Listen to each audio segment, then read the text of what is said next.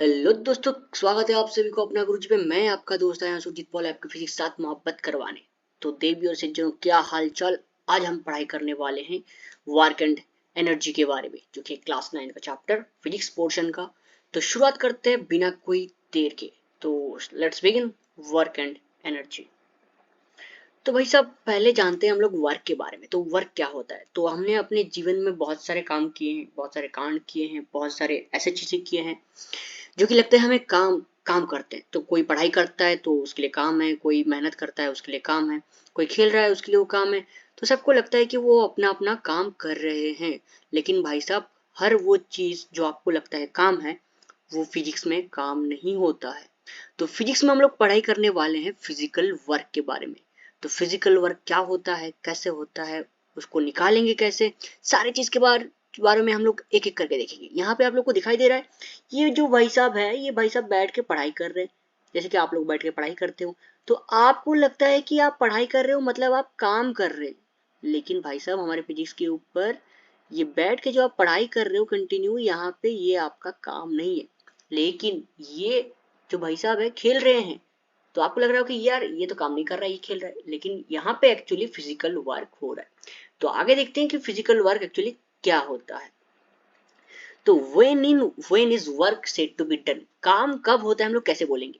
तो बॉडी के ऊपर जब भी हम फोर्स लगाएंगे, फोर्स लगाने के बाद अगर बॉडी डिस्प्लेस होगा, मतलब एक जगह से दूसरी जगह जाएगा या उसका पोजीशन में कुछ चेंजेस आएगा, तब हम क्या बोलेंगे, वहां पे काम हो रहा है। जैसे कि यहाँ पे बॉडी बिल्डर भाई सब क्या कर रहे हैं, ये जो गाड़ी है, 4 पहिए वाला गाड़ी, इसको फोर्स अप्लाई कर रहे हैं, ये फोर्स अप्लाई कर रहे हैं। और ये जो है डिस्प्लेस हो रहा है, इस तरफ डिस्प्लेस हो रहा है, फोर्स इस तरफ अप्लाई हो रहा है, फोर्स बॉडी डिस्प्लेस भी इस तरफ।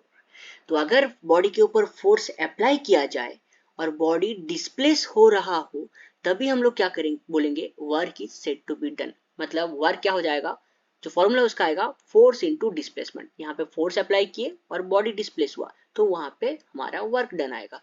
तो जितना ज्यादा फोर्स अप्लाई करेंगे उतना ज्यादा वर्क डन आएगा, या बॉडी ज्यादा डिस्प्लेस करेगा तो वहां पे ज्यादा वर्क डन आएगा। तो यहाँ पे जो वर्क है, वर्क डिपेंड्स करता है किसके ऊपर, अप्लाइड फोर्स एंड डिस्प्लेसमेंट के ऊपर। तो एफ डी बोल सकते हैं या एफ एस बोल सकते हैं, डिस्टेंस को हम लोग अभी एस भी लेते हैं, तो W equals to F S भी बोल सकते हैं।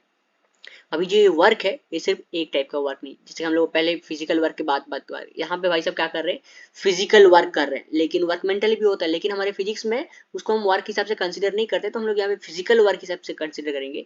तो यहाँ पे work is said to be done तो हो रहा है, फोर्स अप्लाई कर रहे हैं, बॉडी डिस्प्लेस तो हो रहा है, तो यहाँ पे वर्क डन हो गया।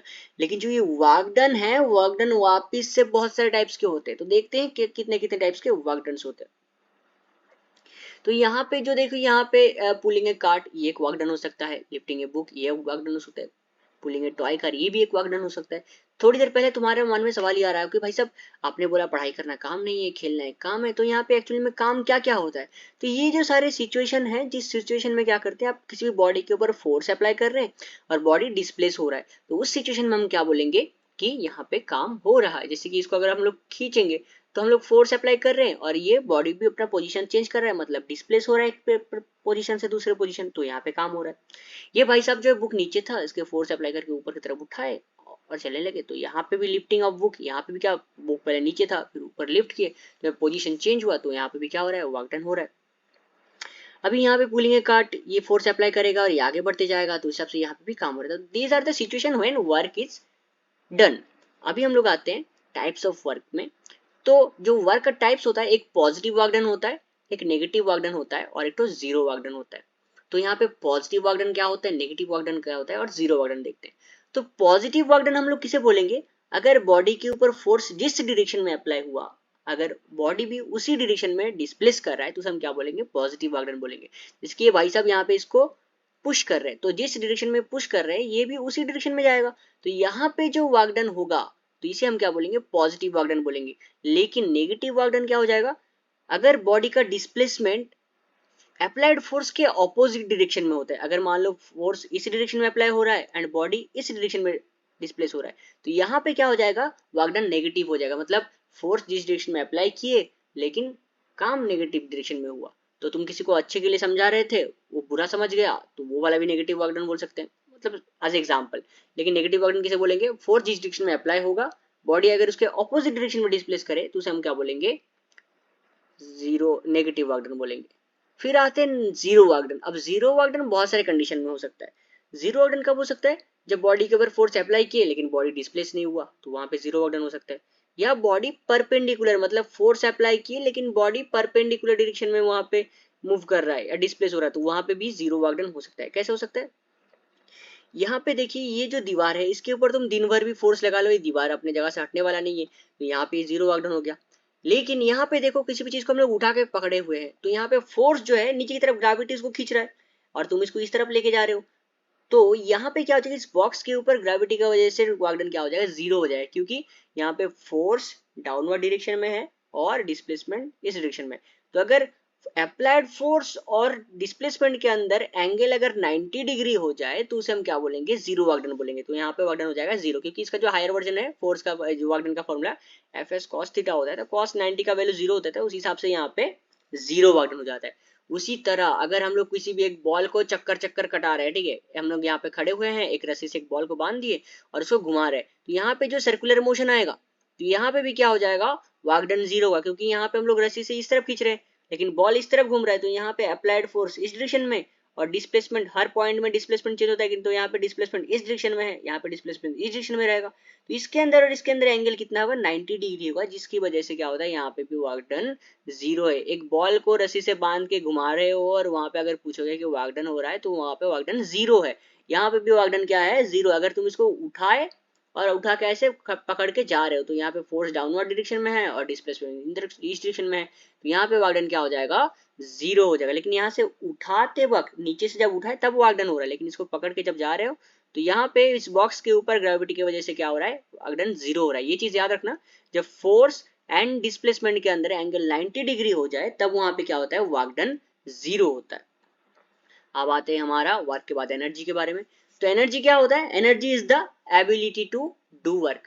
काम करने का जो सामर्थ्य होता है उसे हम क्या बोलते हैं, एनर्जी बोलते हैं।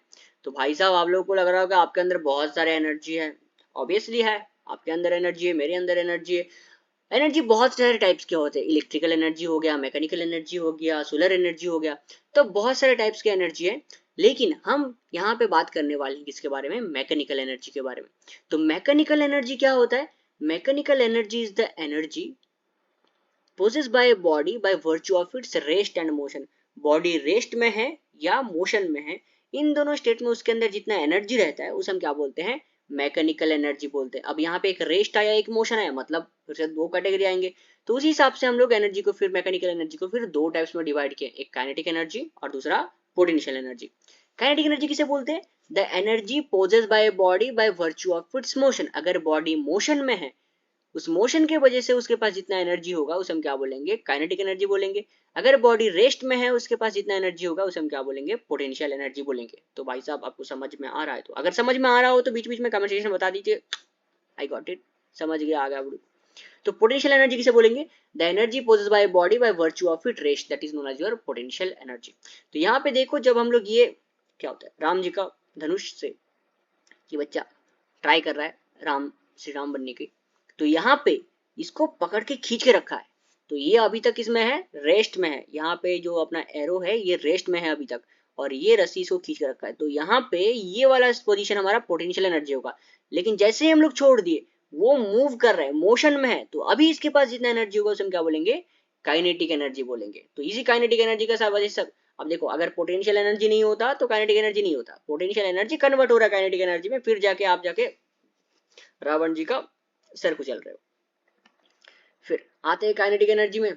तो काइनेटिक एनर्जी हमने जैसे कि बताया, अगर बॉडी मोशन में है तो उसके पास जितना एनर्जी होगा उसे हम क्या बोलेंगे, काइनेटिक एनर्जी बोलेंगे। अब यहाँ पे ये जो हैमर है, इसको हम लोग जब नेल के ऊपर मारते हैं ना, तो क्या करते हैं, थोड़ा ऐसे मूव करके मारते हैं कि नहीं, मूव करके मारते हैं। मूव करने का मारने का रीजन क्या है, अगर बॉडी मोशन में आया तो उसके पास एनर्जी होगा, वो एनर्जी इसके ऊपर फोर्स लगाएगा, तो यहाँ पे जो एनर्जी आता है, इस एनर्जी को हम लोग क्या बोलते हैं, काइनेटिक एनर्जी बोलते हैं। बॉडी जब मोशन में रहता है तो उसके वजह से जितना एनर्जी होगा उसे हम क्या बोलते हैं, काइनेटिक एनर्जी बोलते हैं। बॉल को फेंक रहे, तो बॉल अभी मोशन में है, भाई साहब पूरा गुस्से से बॉल को फेंक रहे, भाई संभाल के, अगर लग जाएगा तो सर पड़ जाएगा। तो ये बॉल अभी मोशन में है, जब मोशन में बॉल रहेगा तो उसके पास जितना एनर्जी होगा तो उसे हम क्या बोलेंगे, काइनेटिक एनर्जी बोलेंगे। अब काइनेटिक एनर्जी बता तो दिए भाई साहब, अभी कैलकुलेट भी करना पड़ेगा। अब कैलकुलेट कैसे करें, अब देखो सिंपल चीज है, कैलकुलेट करना बहुत ही सिंपल है, थोड़ा सा ध्यान दे रहे हो। अब वर्क जो है, वर्क का फॉर्मूला हमने क्या बताया, फोर्स इंटू डिस्प्लेसमेंट। अब वर्क का फॉर्मूला जैसे फोर्स इंटू डिस्प्लेसमेंट बता दिए, तो फोर्स का फॉर्मूला हमको पहले से पता है क्या है, मास इंटू एक्सेलरेशन, पहले चैप्टर में पढ़े, force equals to laws of motion में भी पढ़े हम लोग, मास इंटू एक्सेलरेशन। तो मैं यहाँ पे फोर्स की जगह पे क्या लगा दिया, मास इंटू एक्सेलरेशन लगा दिया। अब एस का वैल्यू तो हमको पता नहीं है, लेकिन भाई साहब हमें जो motion in a straight line पढ़े वहां पे एक इक्वेशन मिला था, v square minus u square equals to 2as मिला था। तो s को इधर रख के 2a को ले आए, तो यहाँ पे एक इक्वेशन मेरे को मिल जाएगा v square minus u square by 2a, जो कि है s के बराबर। अब यहाँ पे इसको चेंज कर देंगे, तो यहाँ पे a और a यहाँ पे दिखाई जाए, तो ये और a को कैंसिल कर दिए और हाफ को थोड़ा बाहर ले आए, तो यहाँ पे हाफ इंटू एम कर दिए और v square minus u square कर दिए। लेकिन बॉडी अगर इनिशियली रेस्ट में हो, अब रेस्ट में होगा उसके बाद ना मोशन में जाएगा, अगर बॉडी इनिशियली रेस्ट में हो तो उसका u का वैल्यू कितना हो जाएगा, 0 हो जाएगा। तो मेरा वर्क का फॉर्मूला क्या आ जाएगा, हाफ एम बी स्क्वायर। अभी वर्क डन किसके बराबर होता है, चेंज इन काइनेटिक एनर्जी। अब काइनेटिक एनर्जी जो होता है, वर्क डन किसके बराबर होगा, चेंज इन काइनेटिक एनर्जी। तो यहाँ पे चेंज इन काइनेटिक एनर्जी को हम लोग काइनेटिक एनर्जी लिख दिए, तो यहाँ पे मेरा फॉर्मूला क्या मिल गया, हाफ एम बी स्क्वायर मिल गया। तो this is the formula of the kinetic energy. अगर तुमको ये भी पूछा जाए कि व्हाट इज वर्क डन, तो उसको हम बोल सकते हैं चेंज इन काइनेटिक एनर्जी भी बोल सकते हैं। अगर एक बॉडी का काइनेटिक एनर्जी में कितना चेंजेस हुआ वो दिया गया है तुमको, तो वहां से भी तुम लोग क्या कर सकते हो, चेंज इन काइनेटिक एनर्जी से वर्क डन का वैल्यू निकाल सकते हो, राइट गाइस। तो ये तुम्हारा फॉर्मूला है किसका, वर्क डन का। और यहाँ पे आ गया वर्क डन से मेरा काइनेटिक एनर्जी का। तो एनर्जी और वर्क का फॉर्मूला सेम रहेगा, क्या रहेगा, सॉरी फॉर्मूला अलग थोड़ा सा आता है, लेकिन जो यूनिट होता है वो सेम आएगा, क्या आएगा तुम्हारा, जूल आएगा उसका यूनिट। वर्क एंड एनर्जी दोनों सेम चीज है, बस डिफाइन करने का तरीका अलग होता है, राइट। अब आते हैं पोटेंशियल एनर्जी में। अब पोटेंशियल एनर्जी क्या होता है, the energy possess by body by virtue of its, अगर बॉडी रेस्ट में है तो उसके पास जितना एनर्जी होगा उसे हम क्या बोलेंगे, पोटेंशियल एनर्जी बोलेंगे। अब ये सरफेस है, सरफेस से ऊपर इसको पकड़ के रखें, तो अभी बॉडी रेस्ट में है, तो अभी रेस्ट की वजह से जितना इसका एनर्जी हो गया उसे हम क्या बोलेंगे, पोटेंशियल एनर्जी बोलेंगे। देखो भाई सब डिफाइन करने का तरीका अलग होता है और कैलकुलेशन करने का तरीका अलग होता है। हम लोग काइनेटिक एनर्जी में क्या बोलते हैं, the energy possess by body by virtue of its motion, वो है तुम्हारा काइनेटिक एनर्जी। लेकिन उसको जब कैलकुलेट करेंगे तो उसको रोकने के लिए कितना तुमको एनर्जी, फोर्स एनर्जी चाहिए, that is known as your kinetic energy. और पोटेंशियल एनर्जी सेम होगा, ठीक है। तो यहाँ पे जब इसको रेस्ट में रखे हैं, तो यहाँ पे ये बॉडी रेस्ट में है, तो उसके पास जितना एनर्जी होगा वो तुम्हारा क्या हो जाएगा, पोटेंशियल एनर्जी होगा। अब उसको छोड़ देंगे तो रेस्ट से किस कन्वर्ट हो जाएगा, काइनेटिक एनर्जी में कन्वर्ट हो जाएगा। जैसे कि इसको छोड़ दिए तो नीचे की तरफ मूव करेगा, किस कैसे मूव करेगा, नीचे से फोर्स अप्लाई हो रहा है, कौन सा फोर्स, ग्रेविटी उसको खींच रहा है, तो ग्रेविटी का क्या हो जाएगा, mg फोर्स से नीचे खींच रहा है। और यहाँ पे डिस्टेंस कितना ट्रैवल हुआ, h डिस्टेंस ट्रैवल है, तो वहां से हम लोग इसका कैलकुलेशन कर सकते हैं। जैसे कि एक मास है, एक बॉडी है जिसका मास m है और ये सरफेस से h हाइट में है। अभी इसको अगर कैलकुलेट करना होगा तो फोर्स इंटू डिस्प्लेसमेंट, सेम चीज है, work done equals to force into displacement. यहाँ पे फोर्स क्या हो जाएगा, फोर्स हो जाएगा मेरा mg, मास इंटू एक्सेलरेशन, यहाँ पे acceleration due to gravity g, that is force, force हो जाएगा mg। और डिस्टेंस का कितना ट्रैवल करेगा, ऊपर से जब नीचे आएगा तो यहाँ पे डिस्टेंस ट्रैवल करेगा, h डिस्टेंस ट्रैवल करेगा, तो मेरा पोटेंशियल एनर्जी बन जाएगा mgh, इसका जो यूनिट होगा वो भी तुम्हारा जूल ही होगा। तो ये बड़ा सिंपल है। अब पोटेंशियल एनर्जी का बहुत सारे दूसरे भी टाइप्स है, जैसे कि elastic potential energy, gravitational potential energy. तो ये जो तुम्हारा फॉर्मूला है ये कौन सा है, तुम्हारा ग्रेविटेशनल पोटेंशियल एनर्जी का। जैसे इलास्टिक पोटेंशियल एनर्जी भी है और दूसरे सारे पोटेंशियल एनर्जी भी होते हैं। अब एनर्जी जो होता है वो क्या होता है, कन्वर्ट होता है, एक फॉर्म से दूसरे फॉर्म में कन्वर्ट होता है। तो यहाँ पे जो मैकेनिकल एनर्जी है वो भी तुम्हारा कन्वर्ट होता है। तो total energy of a body और total mechanical energy of a body is the sum total of the potential energy and the kinetic energy. तो क्या होता है, जैसे हम लोग यहाँ साइकिल से जब पैडल करके ऊपर गए तो मेरा बॉडी भी मोशन में है, तो मेरा अभी काइनेटिक एनर्जी है। अब काइनेटिक एनर्जी से क्या हो जाएगा, काइनेटिक एनर्जी से क्या हो जाएगा, काइनेटिक एनर्जी जब गया तो मेरे को पता चलता है कि ऊपर धीरे धीरे यहाँ पे मैं रेस्ट में आ जाता हूँ कि नहीं। तुम साइकिल से जब चला के ऊपर चढ़ते हो तो यहाँ पे थोड़ी देर के लिए वो रेस्ट में आ जाता है, तो बॉडी यहाँ पे रेस्ट में आ गया, तो यहाँ पे काइनेटिक एनर्जी किस में कन्वर्ट हो गया, पोटेंशियल एनर्जी में कन्वर्ट हो गया। वापिस से तुम जब नीचे की तरफ गए तो यहाँ पे काइनेटिक एनर्जी फिर से इंक्रीज हो गया, ठीक है। तो यहाँ पे काइनेटिक एनर्जी इन होता है, यहाँ पे पोटेंशियल एनर्जी हो गया, फिर यहाँ पे एनर्जी आउट हो रहा है, ठीक है। और पोटेंशियल एनर्जी कन्वर्ट हो रहा है किसमें, काइनेटिक एनर्जी में। तो this way the energy is conserved, energy conservation of energy पता है कि नहीं, the energy neither be created nor be destroyed, it can only transform from one form to another form। जैसे मैं क्लास में पढ़ता था ना, तो हमारे सर ना हमको एक चीज बताए थे कि जैसे कंजर्वेशन ऑफ एनर्जी होता है ना, उसी तरह कंजर्वेशन ऑफ लव भी होता है। Love neither be created nor be destroyed, it can only transform from one heart to another heart। Simple सा चीज है यार, जब तुम घर में रहते तो मम्मी पापा के साथ तुम्हारा लव रहता है, फिर स्कूल जाते हो, हॉस्टल रहते हो, तो वहाँ पे दोस्त लोगों के साथ मिलने के बाद क्या हो जाता है, धीरे धीरे घर के तुम्हारा जो प्यार है वो कम हो जाता है, तुम्हारा जो प्यार होता है वो कन्वर्ट हो जाता है किसमें, दोस्त लोगों के साथ। फिर जब इनिशियली आते हो तो घर का बहुत याद आता है, लेकिन 1 साल रहने के बाद दोस्तों के साथ मिल जाते हैं और घर जाने का मन नहीं करता है। तो आज like that conservation of energy, conservation of love भी होता है। तो ये चीज़ें तुम्हारे वर्क एंड एनर्जी के बारे में। So guys, work and energy मैं फंडामेंटली समझाने की कोशिश किया था। तो अगर आपको वीडियो अच्छा लगे तो लाइक शेयर कमेंट जरूर कीजिए और अपने दोस्तों से शेयर कीजिए, क्योंकि थोड़ा मेहनत आपके लिए कर रहे हैं, थोड़ा आप हमारा सहायता कर दीजिए, तो हम और भी कंटेंट्स लाते रहेंगे इस तरह। So thank you guys for watching, keep watching Apna Guruji and subscribe my channel if you are new to the channel. And मिलते हैं फिर नेक्स्ट वीडियो में और एक मज़ेदार टॉपिक के साथ। Thank you.